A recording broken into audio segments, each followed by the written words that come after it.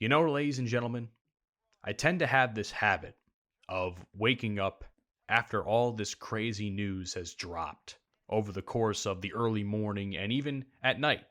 I go on my phone, check Twitter, and I'll see an array of different bits of news from sports, wrestling, standard entertainment, politics, things of that nature.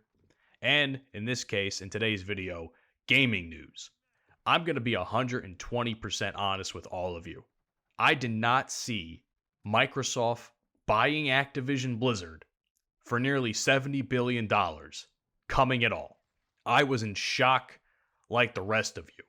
And at first, I had a whole bunch of thoughts that ran through my mind.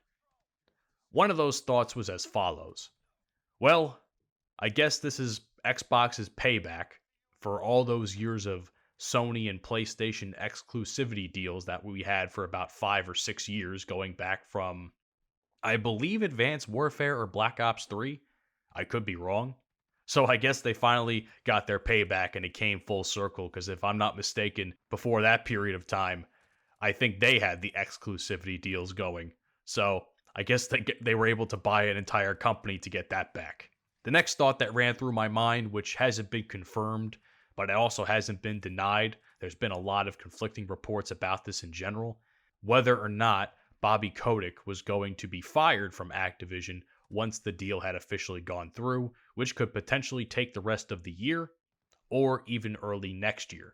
To be honest with you, and I don't want to sound like I want someone to be fired from their job, but to be honest with you folks, Bobby Kotick has been a cancer, not just to Activision Blizzard as a company, but more or less to the Call of Duty franchise and practically the entire gaming world for so long, that to see him get fired once all of this is over would probably be the best possible thing to happen to Call of Duty in a really, really, really long time. And if some of the numbers I'm reading are correct, he'll probably be getting several hundred millions of dollars just to step down from that position. So even when his ass is getting fired, the fucker's still going to collect a massive payday, which to me doesn't make any fucking sense because he has all the money in the world anyway. But what do I know? The corporate world's a real bitch, I guess. As for the state of Call of Duty as a whole, a couple of thoughts came into my mind regarding that. And I guess outside of the joke I was making about the exclusivity deals of years past, I thought to myself that this could either be really, really good or really, really bad for the franchise. Really, really good because Microsoft is such a massive company that they can now hold Activision Blizzard accountable, as well as every single development team under them, for all the fuck-ups and mistakes they've had over the course of the last several years, releasing broken games at launch, not releasing patches fast enough, blatantly ignoring the community, and so on. Or it's just another IP for them to collect, and more or less, nothing will change. Which is my biggest fear. And I saw Ackman tweet about this, and I thought about it to myself, and I'm like, fuck. That could basically be the worst case scenario for Call of Duty. And to be honest with you, I'm really hoping it's the former in terms of the positive notes I was mentioning, because I haven't bought, with my own money anyway, a Call of Duty since like World War II.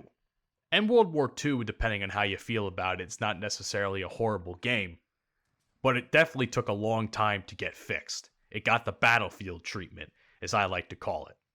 And I'll get to Battlefield if I get a chance to throughout the course of this video. But there's no reason for a popular franchise like Call of Duty to consistently, year after year, because this has been going on for a long time, folks, release broken games and release patches that break other factors of their game, whether it would be Warzone or the 2 or 3 Call of Duties of years prior, being Modern Warfare and Cold War. There's no reason for shit like this to happen. And I hope that Microsoft kind of holds the development teams accountable, because to be honest with you, their incompetence has been mind-boggling. Truly. And I look at this deal and I think about all the positives that could come out of it and possibly some of the negatives. And I think about other games I enjoy and other IPs I enjoy, like Battlefield, and how I so desperately wish that someone out there in Microsoft can look at the Battlefield IP and finally buy that game and set it in the right direction. Because let's be honest, EA has consistently shit the bed with Battlefield for far too long, and at this point, the fans and the community of Battlefield can desperately use some change. I can only hope that Microsoft can one day buy the Battlefield IP. And at that point, they would have literally every single major shooter game underneath their belt.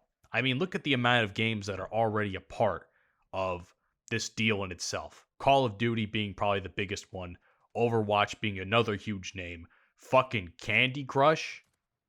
Candy Crush is a part of this deal. It's fucking nuts. It really is.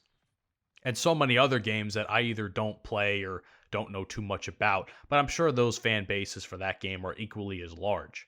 And the last thing I want to touch on before I conclude today's video is the possibility that I've been seeing of Call of Duty being a console exclusive.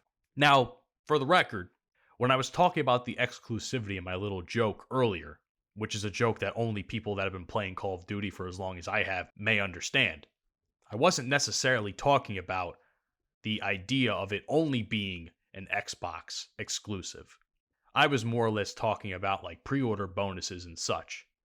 However, there's a lot of talk going around that that's a potential thing that can happen, that Xbox is going to now have the exclusive rights in general to Call of Duty, and Call of Duty will only release on Microsoft products. Let's face it, folks, if you really think that's going to happen, you have to be fucking dumb, and I'm just being honest with you. And I say that because as much as Call of Duty is popular on PC or even on Xbox, it's also largely popular on an entirely different console. To have Call of Duty be console exclusive like that would absolutely kill the sales, especially considering no one can find an Xbox Series X right now or can probably afford a PC with how much money some of these parts are costing. There's no way people who play PlayStation can even fathom shelling out that much money just to play one game. I'm just being honest with you. For the people that are lucky enough to have both consoles, more power to you. But for the people that are just the fanboys, the PlayStation fanboys, man, if that ever did happen, which I don't think it ever will, you'll be fucked. That's all I'm going to say. All I can say is this. I can only hope that once this deal goes through, Microsoft takes Activision and all the development teams under it that take care of Call of Duty and say to them, look, the last couple of years have been completely shit. The yearly release system is failing tremendously. The community is burnt out. The community isn't happy. What you should do is just release a couple of remastered games that are fan favorites that everybody's going to love. Don't fuck with them too much. And during those years of waiting it out, develop some new, gritty ideas and execute a plan to create a game that the rest of the community is going to enjoy. That's what I think they should do anyway. With that being said, my name is Edge0626. Hope you guys enjoyed today's video. Let me know what you think down in the comments below. And of course, you can always check out the description for all my social media links, as well as the links for the 69 Whiskey Podcast. Have a great day, and peace out.